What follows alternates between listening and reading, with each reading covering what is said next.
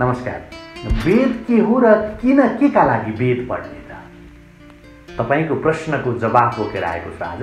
धेरै मित्रले वेद भनेको के हो, यो केका लागि पढ्ने त भनेर प्रश्न गर्नुभएको छ। त्यो प्रश्नको जवाफ आज म तपाईलाई सम्पूर्ण रूपमा बताउने जबरकोका साथ उपस्थित भएको छु।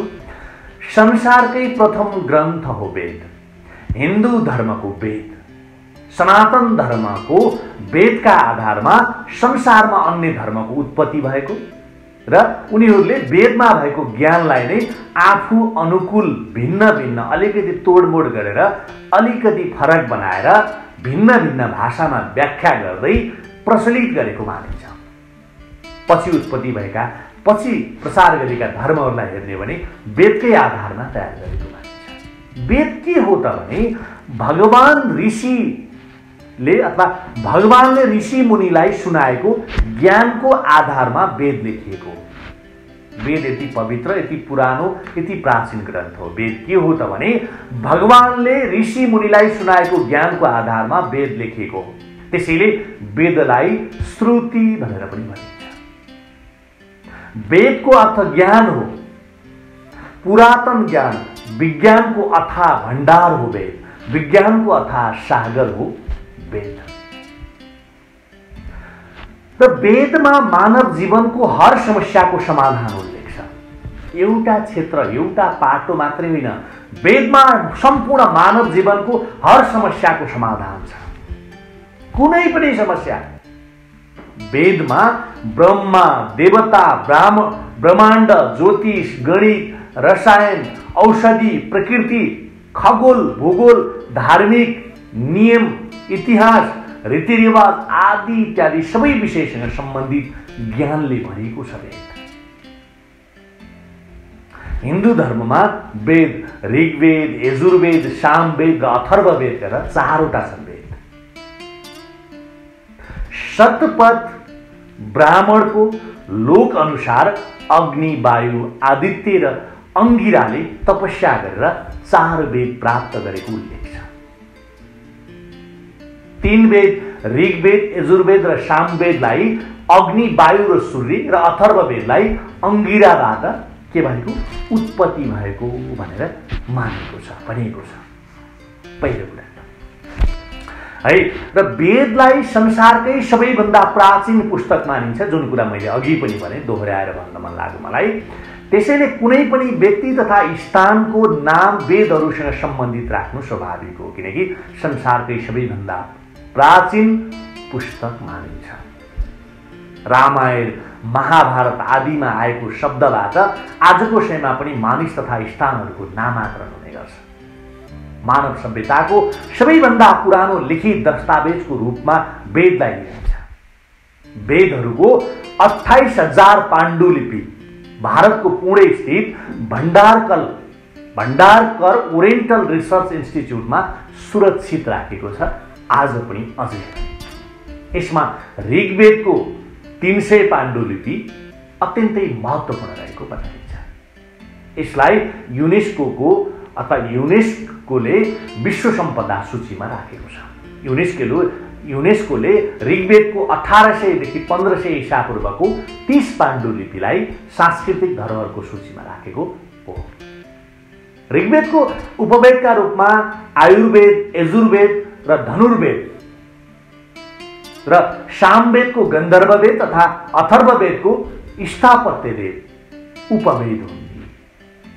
वेदको 4 विभाग छन्: ऋग्वेद, यजुर्वेद, सामवेद र अथर्ववेद।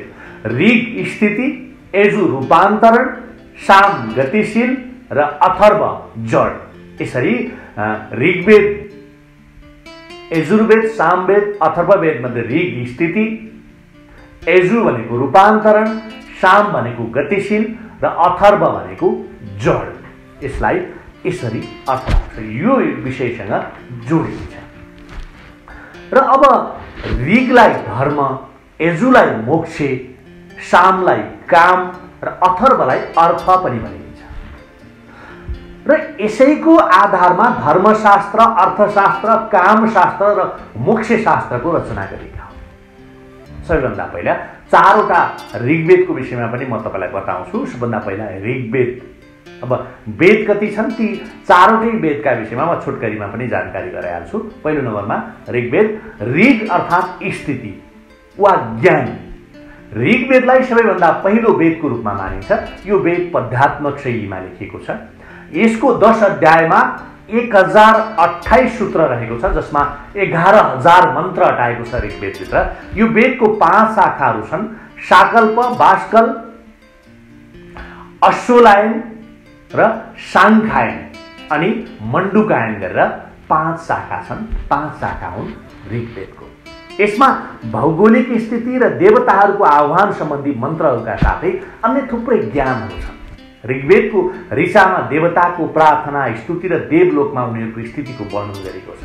यसबाट जलचिकित्सा, वायु चिकित्सा, मानस चिकित्सा तथा हवनद्वारा चिकित्सा आदिको जानकारी प्राप्त गर्न सकिन्छ। ऋग्वेदको 10औं अध्यायमा औषधि सूत्र अर्थात् जडीबुटीका बारेमा जानकारी गरिएको छ। यसमा 125 भन्दा बढी औषधिको बारेमा जानकारी दिएको छ, ज्ञान दिएको छ, जसलाई 107 स्थानमा पाइन्छ। औषधिमा सोमको विशेष वर्णन गरिएको छ। ऋग्वेदमा च्यवन ऋषिको पुनः युवा अवस्थामा फर्काएको अति रोचक कथा पनि हामीले पढ्न पाउँछौँ, हामीले त्यहाँबाट जान्न पाउँछौँ। रोचक असाध्य ज्ञानको भण्डार, गोदाम हो ज्ञानको। अब नम्बर 2 यजुर्वेद। यजुर्वेदको अर्थ एत प्लस जु, यजु। एतको अर्थ गतिशील तथा जुको अर्थ आकाश हुन्छ। यसका साथै कर्म, श्रेष्ठतम कर्मको प्रेरणा। यजुर्वेदको यज्ञको विधि तथा यज्ञमा प्रयोग हुने मन्त्र वा वेदमा उल्लेख गरिएको छ अथवा उल्लेख छ। यज्ञका साथै तत्त्व ज्ञानको वर्णन पनि यजुर्वेदमा छ। तत्त्व ज्ञान अर्थात् रहस्यमय ज्ञान, ब्राह्मण, आत्मा, ईश्वर तथा पदार्थको ज्ञान रहेको यो वेद गद्य शैलीमा लेखिएको छ। ऋग्वेद चाहिँ पद्यमा छ भने यो गद्यमा छ। यसमा यज्ञको असल प्रक्रियाका लागि गद्य मन्त्र पनि समेटिएको छ, गद्य मन्त्र पनि पाइन्छ। यसको 2 शाखाहरू शुक्ल र कृष्ण हुन्। कृष्ण वैशम्पायन ऋषिको सम्बन्ध कृष्णसँग रहेको भनिएको छ भने यो वैशम्पायन भनिन्छ, वशम भनेछु मैले। वैशम्पायन ऋषिको सम्बन्ध कृष्णसँग र कृष्णको पनि 4 शाखा छन्। शुक्ल याज्ञवल्के ऋषिको सम्बन्ध शुक्लसँग रहेको छ र यसमा 40 वटा अध्याय छन्। यसका साथै दिव्य, वैद्य तथा कृषि विज्ञानको सबै विषयमा यसमा जानकारीहरू, ज्ञानहरू रहेको छ। नम्बर 3 सामवेद। सामको अर्थ रूपान्तरण तथा सङ्गीत हुन्छ। सौम्यता र उपासना पनि हुन्छ सामवेदको अर्थ। यो वेद ऋग्वेदको ऋचाहरूको सङ्गीतमय रूप पनि हो भनेर भनिन्छ। सामवेद सङ्गीतात्मक अर्थात् गीतको रूप पनि हो। यस वेदलाई सङ्गीत शास्त्रको मूलको रूपमा पनि देखिन्छ। 1824 मन्त्र भएको यो वेदमा 75 मन्त्रलाई छोड्ने हो भने बाँकी सबै मन्त्र ऋग्वेदबाट लिएको पाइन्छ। यसमा सविता, अग्नि, इन्द्र देवताको बारेमा विशेष चर्चा गरिएको छ र यो सामवेदमा 3 शाखा र 75 ऋचाहरू छन्। अब पालो नम्बर 4 अथर्ववेद। अब अथर्ववेदमा के कुरा समेटिएको छ त 4 वेद मध्ये अन्तिम वेद अथर्ववेद। थर्वको अर्थ कम्पन, अथर्वको अर्थ कम्पन हुन्छ, अकम्पन हुन्छ। थर्वको अर्थ चाहिँ फर्किने भयो, कम्पन हुने भयो। अथर्वको अर्थ चाहिँ अकम्पन, कम्पन नहुने भयो। यो अकम्पन हुन्छ अथर्वको अर्थ। ज्ञानभन्दा श्रेष्ठ कर्म गर्दै जो परमात्माको उपासनामा लीन हुन्छ त्यसले अकम्पन बुद्धि प्राप्त गरी मोक्ष धारण गर्छ भन्ने अर्थसँग जोडिन्छ। यस वेदबाट रहस्यमय विद्या, जडीबुटी, चमत्कार तथा आयुर्वेद आदिको ज्ञान पाइन्छ, ज्ञान दिन सकिन्छ। यसको 20 अध्यायमा 5687 भनेको 5687 मन्त्र पाइन्छ यसमा र यसको 8 खण्ड रहेको छ भने जसमा भेषज वेद तथा धातु वेद दुवै नामहरू पाइन्छ। यसरी 4 वेदहरूको केही छोटकरी ज्ञान मैले तपाईँलाई बताएको छु। त्यसैले वेदको ठुलो महत्त्व छ। संसारभर सबैभन्दा धेरै भाषामा छापिएको पुस्तक, पुरानो ग्रन्थमध्ये पनि यो वेदलाई लिन सकिन्छ। संसारकै प्रथम ग्रन्थ हो वेद, हिन्दू धर्मको वेद। त्यसैले यसको सनातन धर्मको वेदका आधारमा नै संसारका अन्य धर्महरूले आफ्नो प्रचार सामग्री अथवा आफ्नो उत्पत्ति गराएको, उनीहरूले वेदमा भएका कुराहरूलाई साभार गरेर थोरै तोडमोड गरेर नयाँ धर्मको अमिर्दै गराएको पनि देख्न पाइन्छ। ल, वेदका विषयमा जति सम्भव मलाई थाहा भए अनुसारका कुराहरू तपाईँ समक्ष सेयर गरेको छु। कुनै प्रतिक्रिया रहे कमेन्टमा लेख्नुहोला। एकपटक तपाईँले 4 वेद पढ्ने कष्ट गर्नुहोला। 4 वेदको अध्ययन तपाईँका लागि बहुतै उत्तम हुन्छ। यो बुढेसकालमा मात्रै पढ्ने भने युवावस्थामै पनि एकपटक पढ्नुहोस्। वेदको अध्ययनले तपाईँलाई धेरै कुराको ज्ञान दिनेछ। यो आफैमा एउटा ज्ञानको अथाह सागर हो। सुखी